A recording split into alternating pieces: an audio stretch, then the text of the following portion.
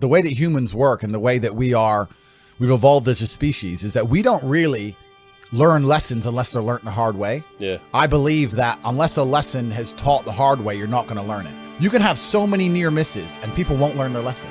Bro, you must know a guy who goes out there, nearly crashes his car, doesn't slow his ass down till he wrecks it. Yeah. Like, this is how people are, right? So you need that pain for the lesson to sting enough to really genuinely go inside of your mind. And it's the same with everything. It's the same with driving a car or business. Truthfully, if you want to learn a lesson about business, you're going to have to suffer at some point, right? So we always say that most people are not successful with their first companies, X, Y, Z, blah, blah, blah. I get that. The truth is there's a lot of people who make a lot of money with their first company, but they just spunk it, act an idiot, and it all blows up in their face. And that's how you get the discipline on your fourth company, that when you have 3 million in the bank, you just leave it there. You know, and don't be done with it. So you need to go through some pain. You need to experience some negative things. You need to have to a degree some trauma to really even learn any lessons. So yeah, business studies, you're right. The book, that's not going to teach you anything about business. You need to get out there on the streets. You need to make mistakes. You need to suffer. You need to have the tax man knocking at your door. You got to deal with all that stuff so that you make sure it doesn't happen again. I really think that humans are stupid enough to only learn the hard way. That's kind of how it works. I've lived a very, very eclectic life, and I really believe that the key to my experiences and the key to how I view the world is the fact that I've lived such an eclectic life. I have had such different experiences. I've been broke. I've been a millionaire. I've been a pimp. I've been a fighter. You know, I've done so many different things. And I really think that, like we said, it's the juxtaposition, it's the contrast that makes life interesting. I'm happy with every single element of my life. And even if I wasn't, I would refuse to admit that I'm not, right? This is the life I've lived. I accept all of it. If I've made a mistake in the past, it was the best thing, I believe. At the time, I thought it was the best thing to do. This is another thing about people. I get, it's kind of weird. On my YouTube channel, I talk a lot about like mental rigidity and these kind of things, right? And I get a lot of people messaging me and they're very like, look, I'm very depressed, but I've been watching your videos and I want to kind of think like you. I want to be happier, etc. I made this big mistake 2 years ago and I lost my wife, whatever. And I try and explain to them that if you did what you believed was best at the time, hindsight's a bitch, right? If you did what you believed was best at the time, then what are you mad for? Every mistake I made in my life, at the time, I thought I was doing the right thing. So I'm not going to be mad at past me. And every single bad thing that's happened to me, every single piece of trauma that's happened in my life has led me here. So if you're happy with where you are currently, then you have to be happy for every bad thing that's ever happened to you. Genuinely, right? If you look at your life now and go, I'm quite happy with where I am, then you have to be happy with every single shit day you've had, because you wouldn't end up here any other way. You know, I wouldn't have grown as a man if my father didn't die. You learn a lot about yourself as a man when your father dies.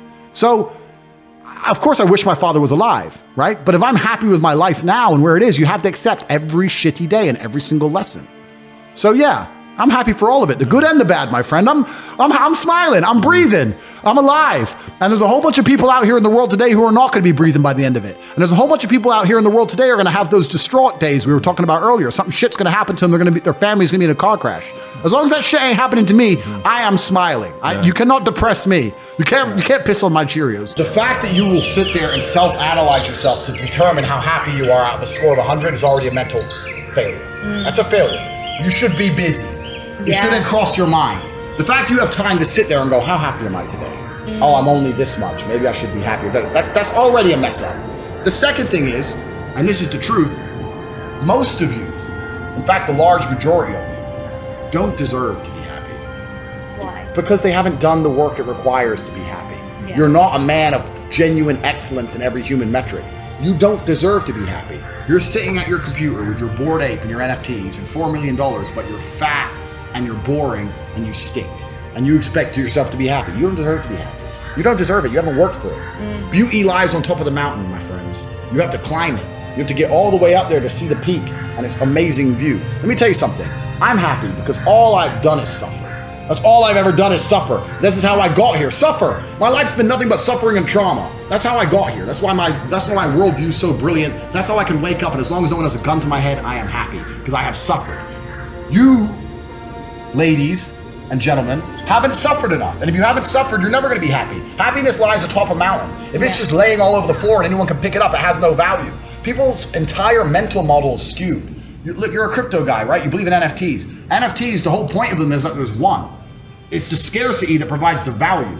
If things are not scarce, there's no value to it. Yeah. Right? So it doesn't matter what it is. It doesn't matter if it's financial. It doesn't matter if it's even a good body, right? The fact that a guy has big arms, the reason that has value is because it's rare. If every dude naturally had big arms by default, it wouldn't have a value. So you're talking about happiness as if it should just be laid all over the floor. If everyone could pick up happiness without trying, you still wouldn't be happy because it wouldn't have value, and you'd be aiming for you'd be looking for a new attention of happiness. You'd be looking for something else.